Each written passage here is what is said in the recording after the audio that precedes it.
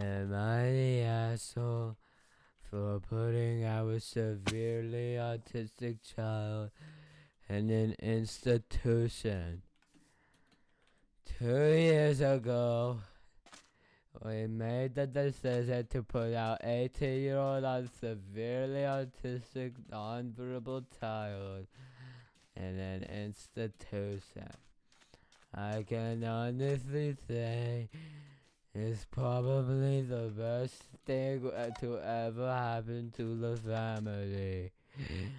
I was a stay-at-home parent when my spouse worked 10, 12-hour days to keep a roof on our head. And living without a child was mostly hell. From the moment they woke up, if they even said that night, there was never, ever a moment of peace. Never a quiet, easy day. Nothing made them happy. Nothing.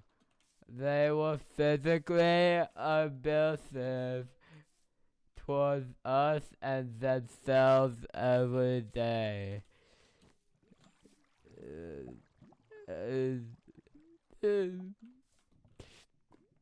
Throwing anything and everything.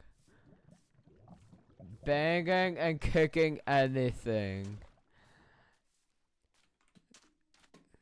I'll look it up.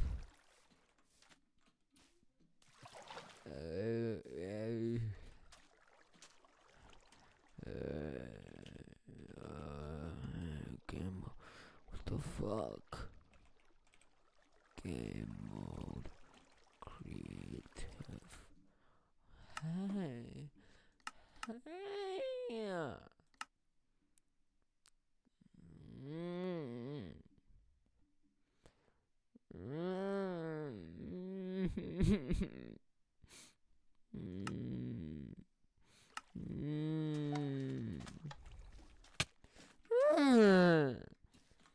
They would shut the door to their room, lay on the floor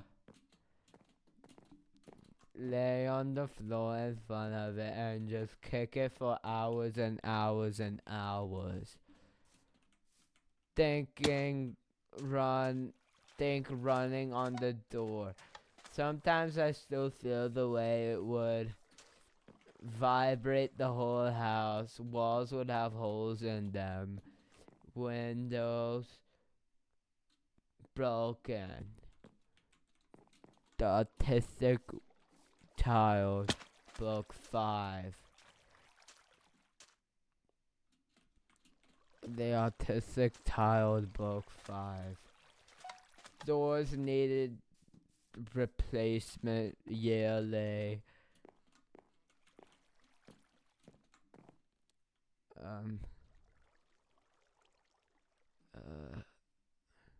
If you weren't paying attention to them, you get your head pulled hard, sometimes dragged to the floor or slapped. One time we all saved our heads so they wouldn't have anything to grab, and oh boy did that make them more angry. You ever seen a grown 16-year-old having a total meltdown because they couldn't pull your hair? Communication was always a problem.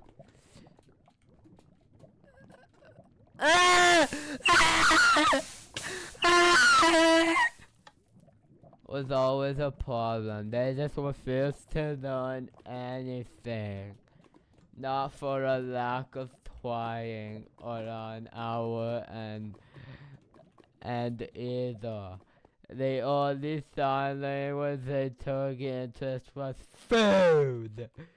So when you ask them a question like, do you have to use the restroom?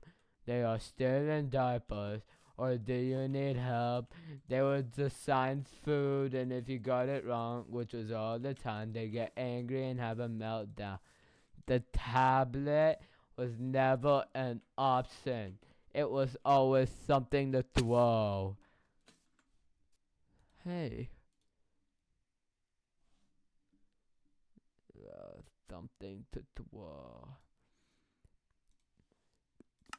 They went to school every day. How do I get up?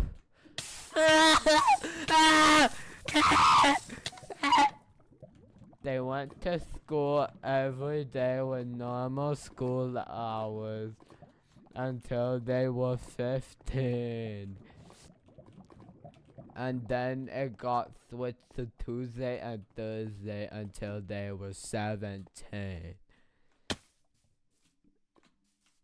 They became too much for that to even the staff to handle. It was really just something to give us some time to breathe, to try to get some things done, but it was never enough. I know these poor teachers were afraid.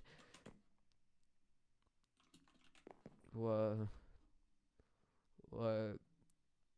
afraid of them, and don't blame them. It was the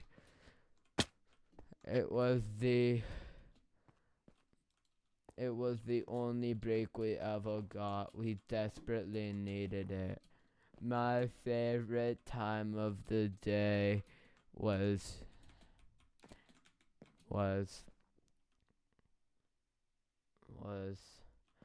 putting them on that school bus in the morning. And then every time I would dread seeing the bus come back from the road in the afternoon. Ow! Stop it! Get me. Thanks. Stop. Ow!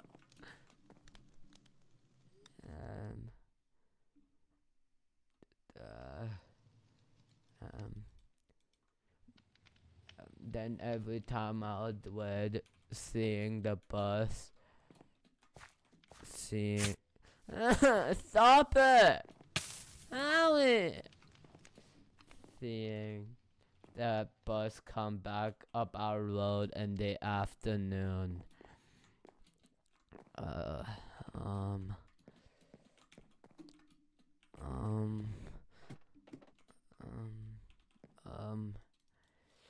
Sometimes I don't think that the teachers were happy to see me either.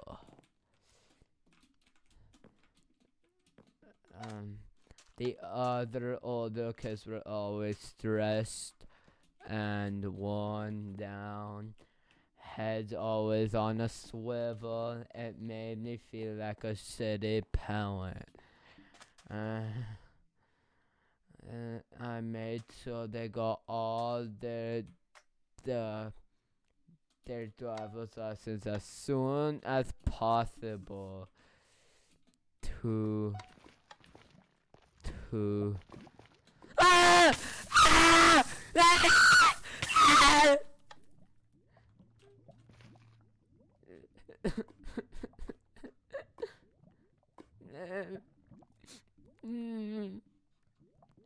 so they could escape. Yet I found myself becoming increasingly jealous of them because they could leave. I wanted to live with them every day. Anything was better than being home with them.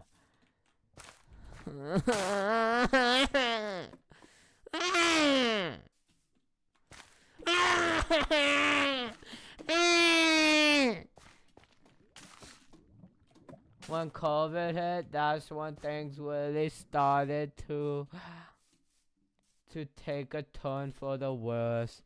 We were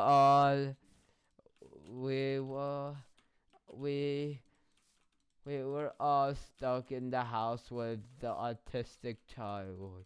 We all felt like prisoners in our own home. It was so stressful. Clumps of my own hair were falling out. I thought you shaved your head. I thought you shaved it. I thought you shaved it. You shaved head. Where do I go? Where do I go? Dude.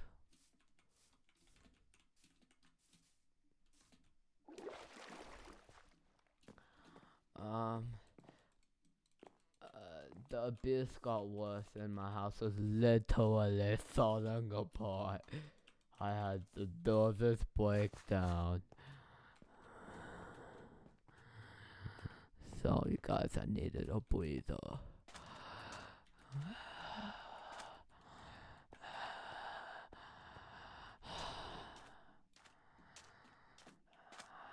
And was sent to the hospital for a week. I didn't want to leave.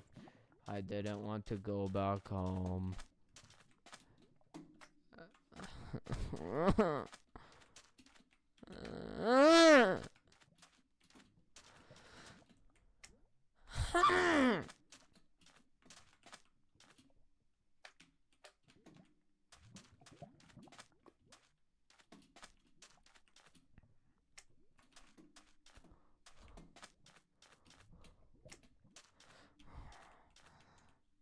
My other kids slept and stayed at my parents' house.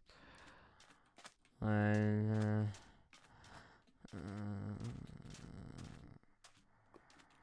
while I was there, I leaving my spouse to go.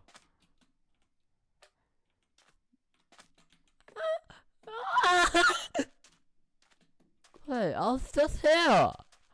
What the heck?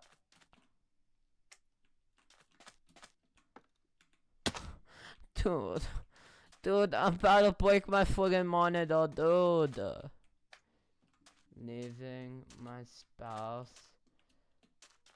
to go it alone. It was an eye-opener for them. I never really told them how bad it was when they weren't there.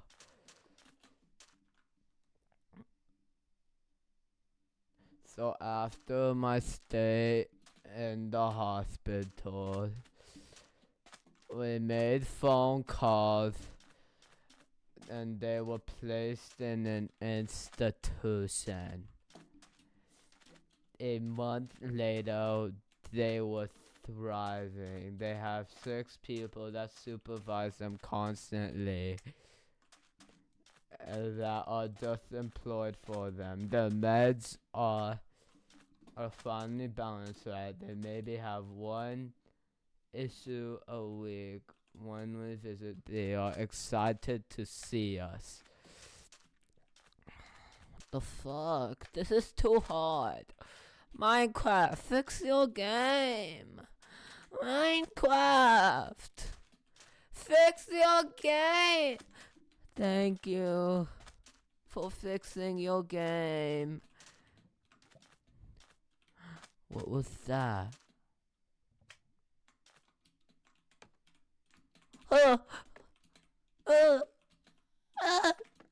Oh yeah, I'm a pro.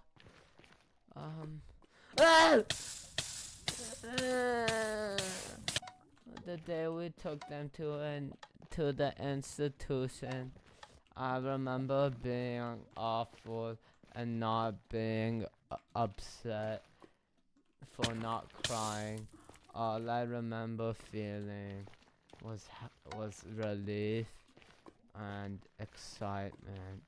It took us months to feel some kind of meow, some kind of normal, like we forgot how.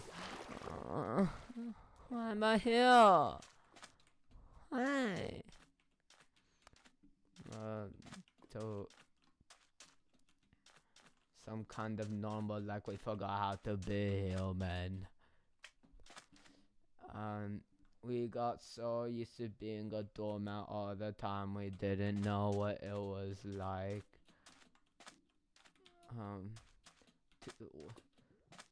What? We didn't know what to do with ourselves. Um. Um.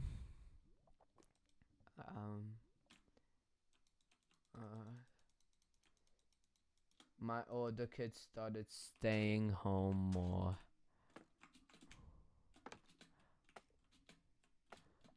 And no, I got a part-time job to get me out of the house a couple days a week. Oh, yeah, I'm such a pro. I'm such a pro. Hey, who's at the door? It's me, the Whistler. What the heck, dude? You're literally not the Whistler, cause I am. It's nice. So, do I have regrets? Yes. This is one of those regrets. Putting them in an institution. No. My older kids and my spouse are finally able to breathe. Thank you for reading.